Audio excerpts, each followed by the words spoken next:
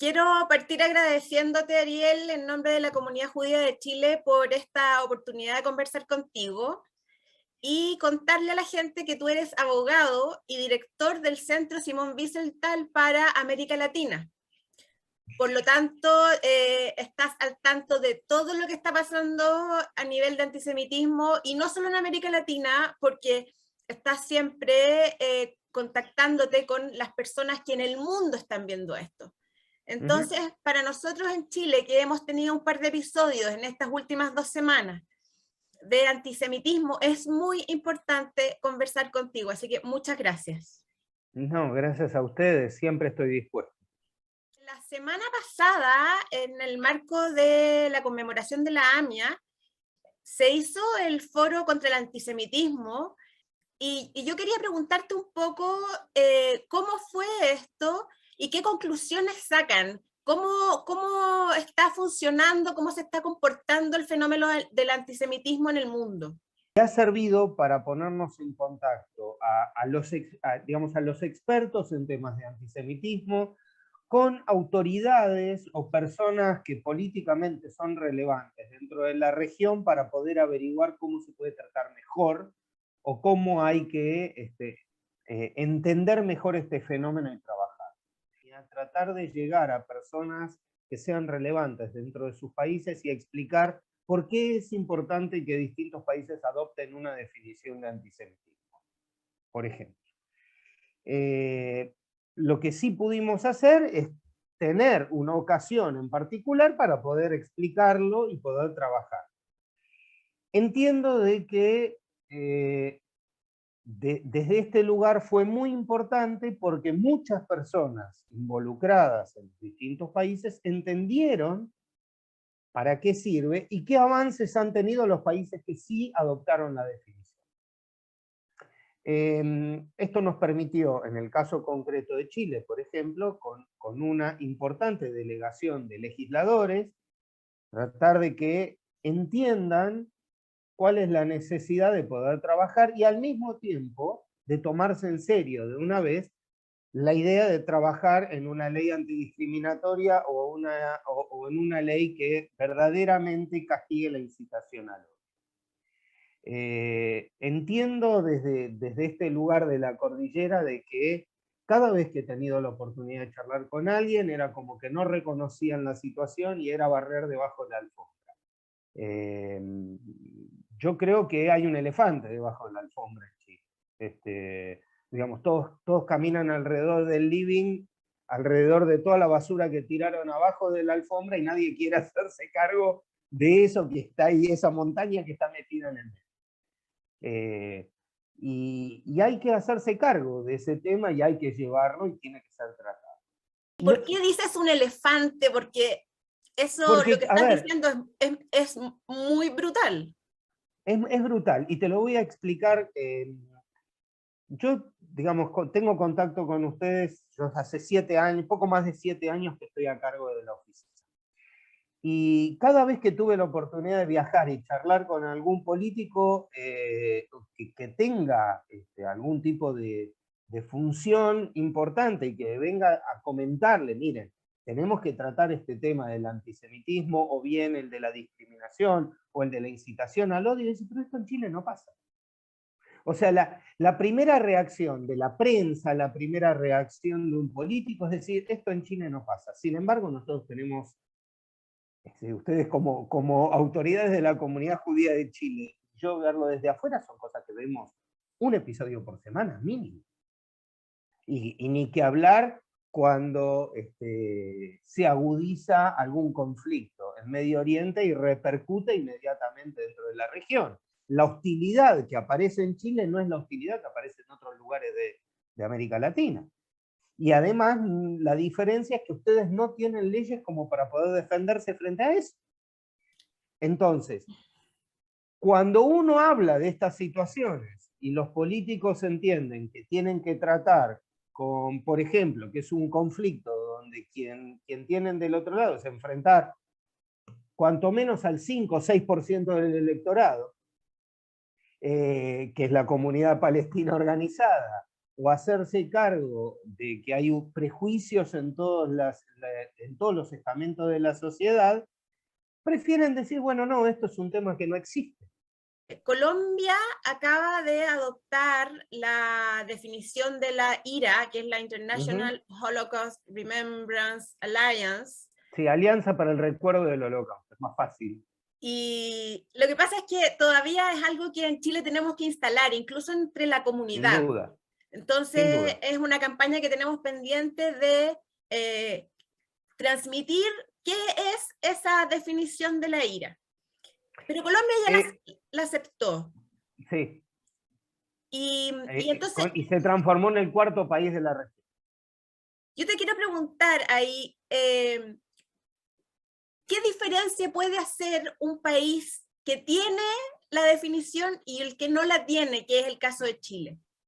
Una de las dificultades más grandes que hemos tenido en plantearle cara al antisemitismo es poder definir de qué se trata. Porque siempre te vas a encontrar del otro lado gente que te da las siguientes respuestas. Todos los ofende, todos los molesta, no se los puede criticar, ¿por qué no puedo hacer esto y encima me decís que es antisemita? Y en el caso concreto de algunos hechos puntuales, de decir, ¿cómo voy a ser antisemita si soy semita?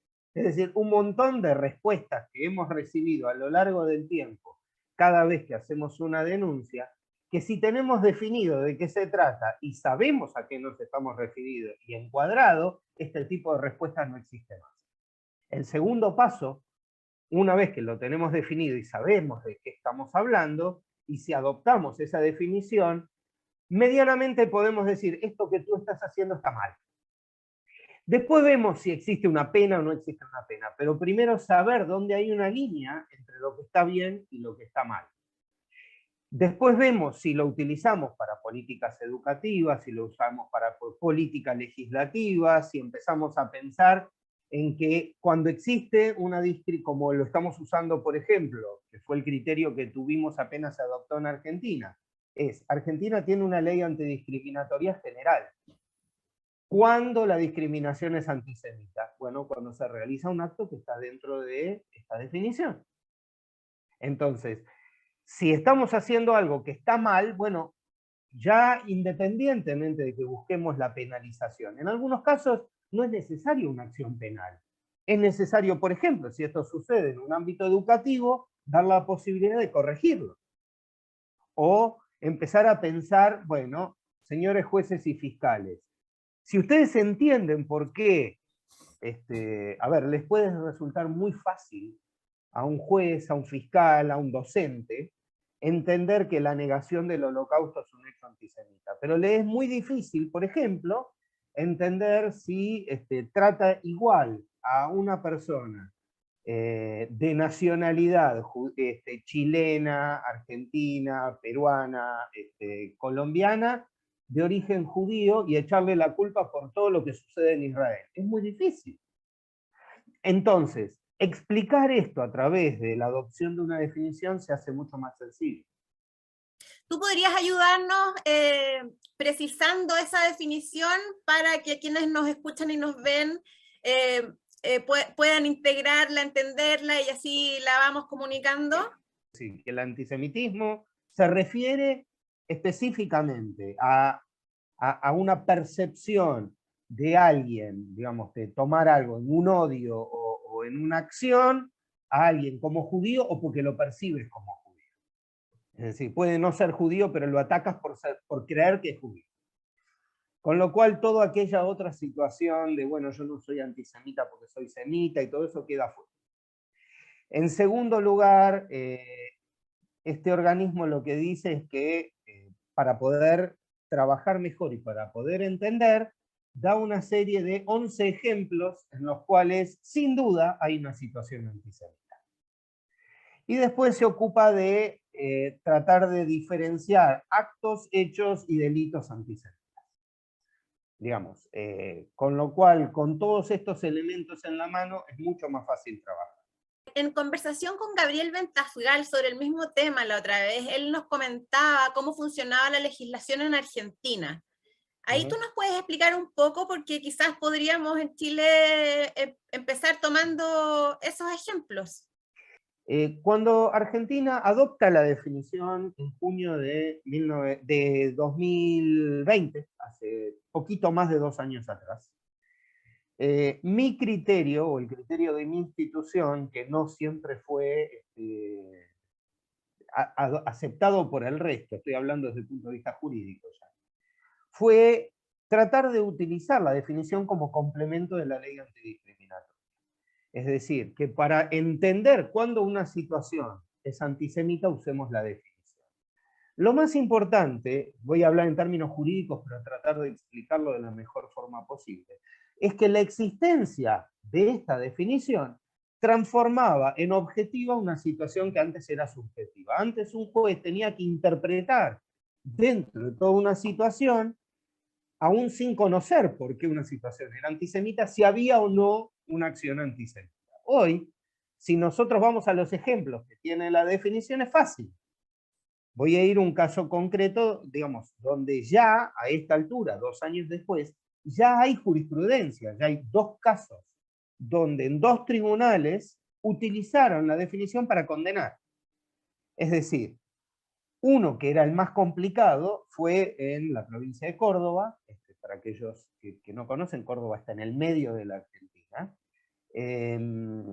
Es la segunda o tercera ciudad de la Argentina. Y a las primeras épocas de la pandemia, un profesor estaba dando clases por Zoom y explicaba muy suelto de cuerpo de que no existen judíos pobres, de que a los judíos solo les interesa el dinero, y empezó a hablar con todas aquellas cuestiones que hacen a todos los prejuicios de que somos los dueños de los medios de comunicación, de que somos los dueños del mundo, etcétera, etcétera.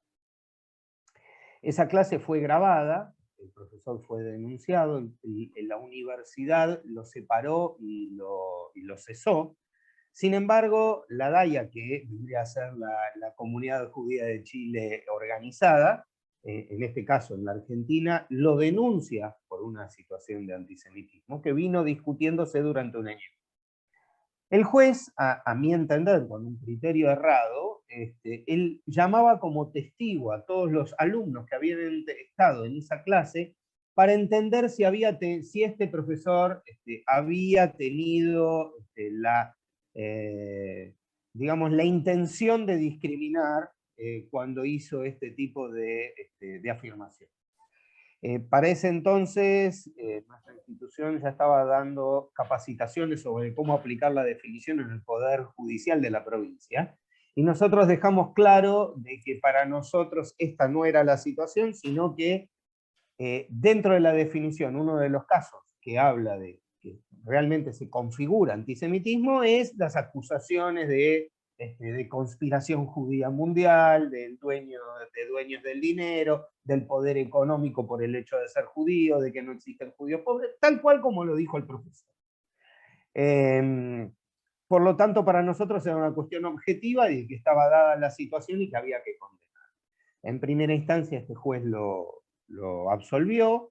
El fiscal de la Cámara y la comunidad judía, utilizando nuestro criterio, lo condenó. Entonces, claro y concretamente, la definición hoy se utiliza para poder interpretar un acto y poder condenar cuando llega el momento. Sobre esto, justo lo que estás hablando del profesor, hemos estado en contacto con Fernando Lottenberg, el comisionado contra el antisemitismo de la OEA, con Deborah Lipstadt, que tiene un cargo similar en Estados Unidos, contigo en el Centro Simón Wiesenthal, y afortunadamente hemos formado ahí un círculo de apoyo que nos ha ayudado muchísimo en Chile y que se agradece, sobre todo, como te digo, con los últimos 2, 3 acontecimientos antisemitas, que han sido bastante graves. Ahora, con ellos, con Fernando Lottenberg, que dio una entrevista a un medio en Chile a propósito del caso de los soldados en el Mercurio, sí. Salió el fin de semana esa entrevista, y con Deborah Lipstadt hablábamos de los mitos. Y ahí viene esto que tú hablas del profesor, de los mitos de que los judíos son los dueños del mundo, que tienen la plata, que George Soros no sé qué. En Chile, alguna vez Daniel Jadwe obviamente dijo que Agustín Edwards era judío, que es el dueño de todo el consorcio Mercurio, y la gente empieza a creer eso, que los judíos inventaron el COVID para vender la vacuna, que los judíos fueron culpables de la peste negra, entonces que los judíos tienen el poder económico, y entonces bueno, ustedes en Argentina tienen el Plan Andinia, que la verdad es que yo no logro explicarme cómo alguien inventó eso y se transformó en una realidad que no solo ven hoy día en Argentina, sino que se ve en Chile. Tú vas al sur, y la gente cree lo del Plan Andinia y es tan descabellado. Entonces yo me pregunto, volviendo a los mitos, ¿cómo es posible que se generen estos mitos y que se difundan estos mitos y que se instalen estos mitos?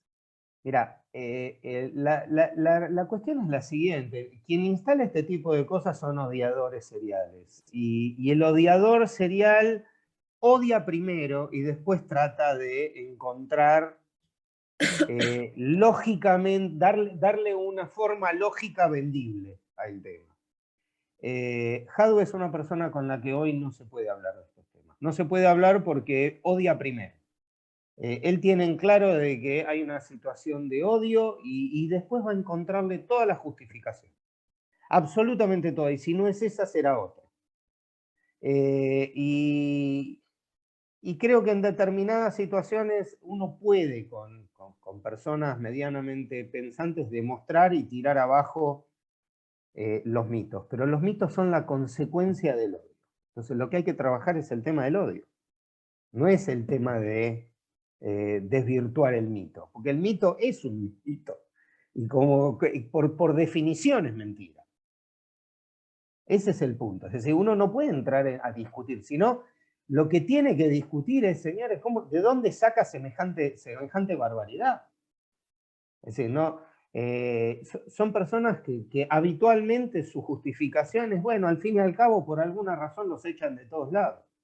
Vos pensás que si vos seguís adelante con esta postura que él tiene, él lo que dice es, Israel no debe existir, pero tampoco debe existir una comunidad judía chilena.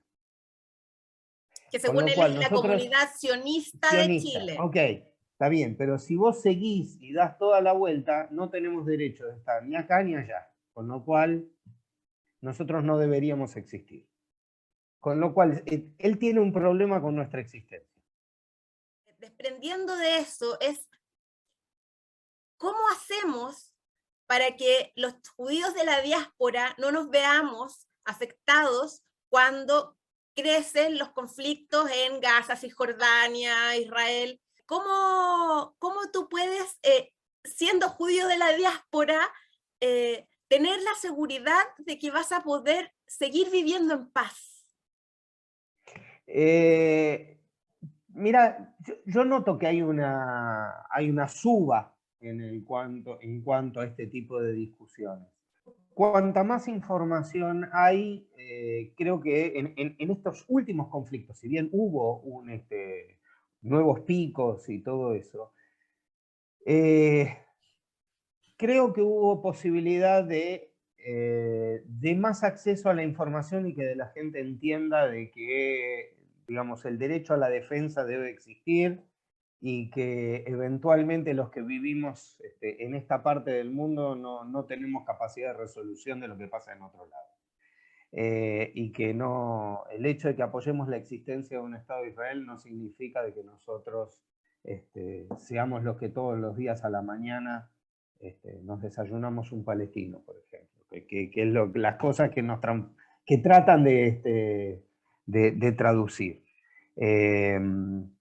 Vuelvo a lo mismo, el argumento es un argumento inválido, digamos, y creo que tenemos que tener la posibilidad, primero, de no tener miedo a ponernos frente a una cámara o a una persona y desarmar ese argumento. Siempre cuento una anécdota muy clara y concreta que me pasó justamente allá en Santiago. Estuve hace unos años atrás, creo que tú lo recuerdas, con el rabino Abraham Cooper, el número 2 del centro a nivel mundial, en el año 2017 o 18, una cosa así. Salíamos de una reunión en Cancillería, en pleno centro, y estaba él con su kipá, norteamericano, él con su kipá, yo parado al lado de él, esperando que venga nuestro auto a recogernos para irnos de la zona. Pasa un señor con una kefiá, muy educado, y me pregunta, me dice, disculpe señor, ¿yo puedo hacerle a usted una pregunta? Me digo, sí, por supuesto. Me dice, ¿por qué ustedes son tan malos con los niños palestinos? A lo cual yo lo miré, por supuesto el rabino Cooper ya estaba empezando a sumar temperatura y querer contestar. Entonces, yo lo frené y le dije, perdone, pero yo no entiendo su pregunta. Cuando usted dice ustedes, ¿a quién se refiere? El rabino aquí presente es un norteamericano y yo soy argentino. No entiendo su pregunta. ¿Me la puede explicar? Bueno, yo creo, bueno, está bien, y se fue. O sea, como que no entendió hacia dónde. Es como que se quedó absolutamente descolocado. Creo que tenemos que no tener miedo a ese tipo de planteos. Primero contar hasta 10 y decir, no entiendo qué es lo que me estás diciendo. O sea, ¿qué podemos nosotros, ciudadanos judíos de Chile, que tenemos nuestra vida y vivimos al lado tuyo y hemos compartido toda la vida con vos, hacer respecto de lo de allá? No importemos un conflicto que no es el nuestro.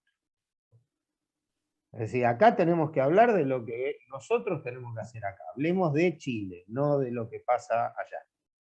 ¿Por qué esto implica de que yo tenga menos derechos? ¿Por qué me estás descalificando? Dije, y si querés después discutimos de allá, pero a mí no me hagas responsable de algo que ocurre dentro de la otra punta del planeta. Primero lo primero, bajemos el nivel de la discusión, tu acusación no tiene sentido, por esto, por esto, por esto, y hablemos ahora. Sobre lo que estás diciendo, sobre informar y sobre educar, decir que en Chile tenemos a Memoria Viva, que rescata Sí. las vivencias de sobrevivientes del Holocausto, y al Museo Interactivo Judío, que educa e informa sobre la historia judía y que tiene muestras abiertas que se pueden agendar en mij.cl. Lo que tú dices es muy importante para nosotros, bajar la información y ahí invitar a los líderes de opinión, comunicadores, estudiantes, a que visiten el museo para reconocer el valor y el respeto por la multiculturalidad. Estamos trabajando para llevar alguna muestra con el museo en conjunto por todo Chile y a ver si puedo viajar a hacer. Sería fantástico, de verdad, nosotros necesitamos todo el apoyo y se los agradecemos, tal como vino la embajadora Lipstadt, como nos está apoyando Fernando Lottenberg, y tú, de verdad, se agradece muchísimo, es muy necesario, y gracias también por esta oportunidad de conversar contigo más en profundidad sobre el fenómeno del antisemitismo. Un saludo a todos, muchas gracias.